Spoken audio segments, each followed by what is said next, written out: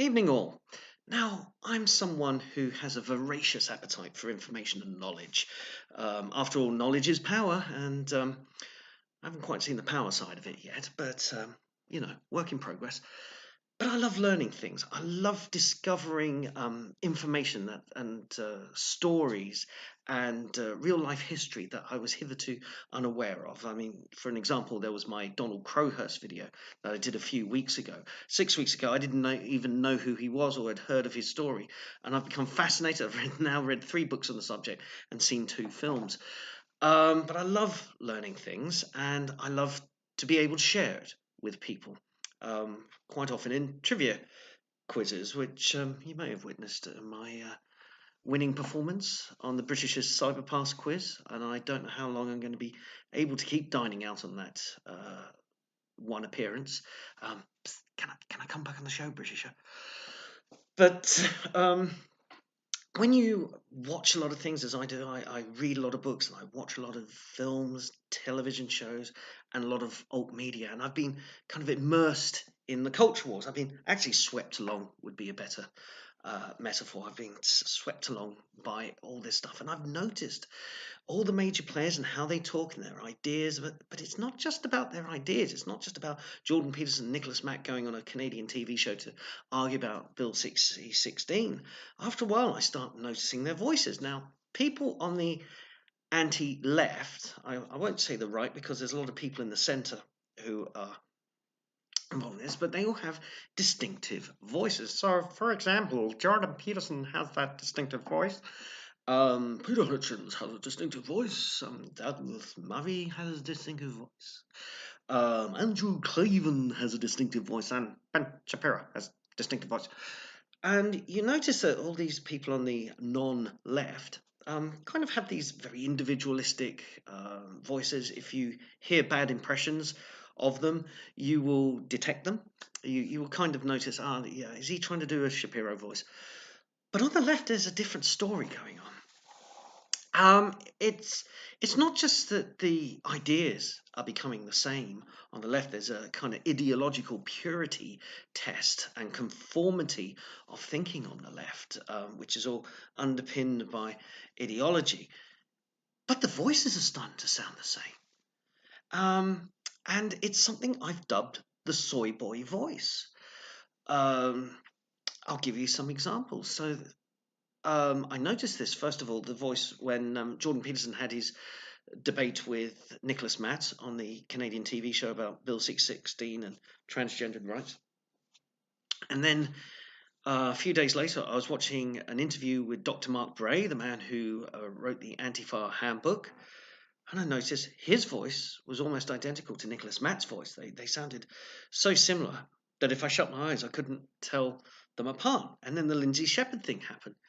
And I started noticing that Nathan Rambacana and Herbert Plimblott sounded not only very similar to each other, that when I heard the recording, I couldn't tell which one was which, but they also sounded like Mark Bray and Nicholas Matt. And then Ronaldo Walcott was interviewed about the Lindsay Shepherd case, and his voice sounded like all these other people. And then I saw videos from Slate and Vox, these hit pieces on Jordan Peterson, and they all sounded the same. I can't remember the names of the individual Vox and Slate presenters because they are so interchangeable. I think the voice is part of that. So, what is the soy boy voice? Well, basically, it's a passive aggressive voice that sounds slightly effete, with a kind of sibilant lisping quality to it.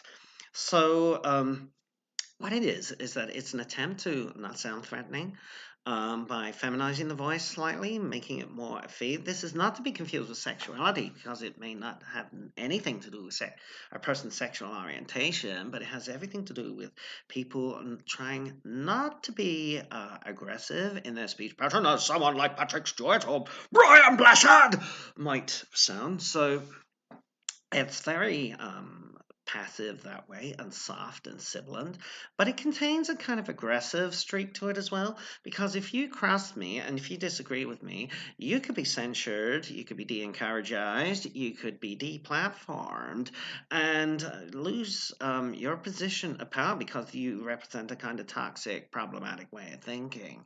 So it's a passive aggressive voice, but it also has a kind of questioning intonation. And this usually happens when they make a point which they suspect deep down in the back of their minds may not be true. So it could be there's no such thing as biological gender. Um, so that goes up at the end because this indicates someone who has learnt a bit of information by rote.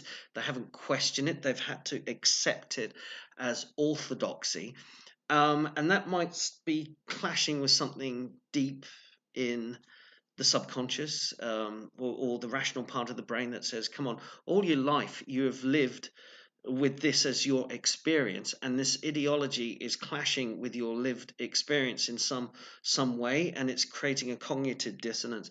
And how that manifests itself is the sentences go up at the end, because they're not quite sure of who they are, but then they have to come back down to earth and say it's deeply problematic, and we cannot have people harming.